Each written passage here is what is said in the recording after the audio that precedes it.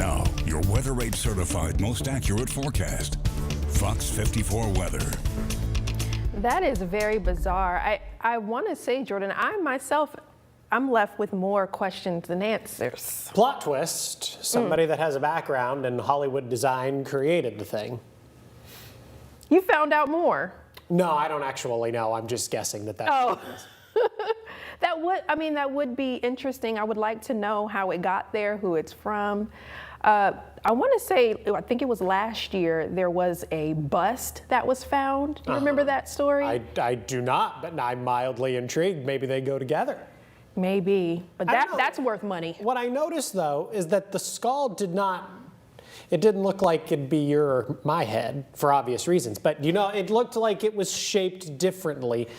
And so I'm wondering who would have access to a prehistoric skull that they would just turn into the Goodwill. So that's why I think it was the work of some sort of Hollywood designer. 3D printers are pretty good these days.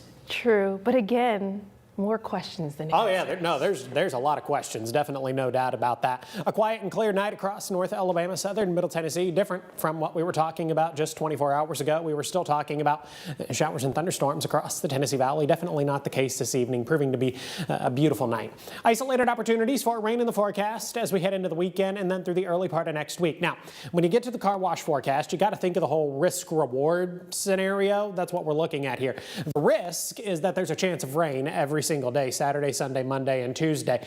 But I'm here to tell you that the risk is a very small risk. So if you were to enjoy the reward, that is washing your car, I think you would get to enjoy the reward for several days because odds are better than not, the 20% is not going to occur over your house. Now, there's a little asterisk beside that. There is a better opportunity for rain on Saturday afternoon across northeast Alabama, Jackson, DeKalb, and Marshall County. So if you're in any of those locations, the risk-reward ratio might not be as good as it is everywhere else. Off to the tropics we go. We are talking about the absolute monster, the absolute beast, that is Hurricane Lee. Right now, a Category 4 hurricane with sustained winds of 130 miles per hour. The good news here is that it is absolutely nowhere near the continental United States. The bad news is that it looks like Lee is going to continue to strengthen into a Category 5 storm before actually weakening back into a Category 4 hurricane. It looks like the Lesser Antilles are going to dodge a massive bullet. Now, I've seen the internet just as much as you have. There is absolutely no weather model in existence that can tell us if Lee is going to have an impact on the continental United States. Do not believe everything you see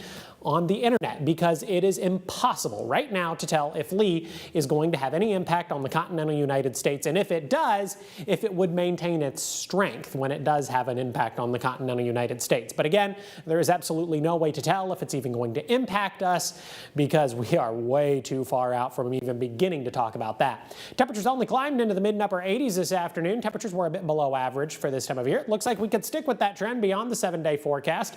About a 50 to 60% chance that we're going to be below average as we head into the middle and later part of September. Now, I know what you're thinking. You're thinking, great, the summer heat's over, bring on fall. Nope, that's not the case.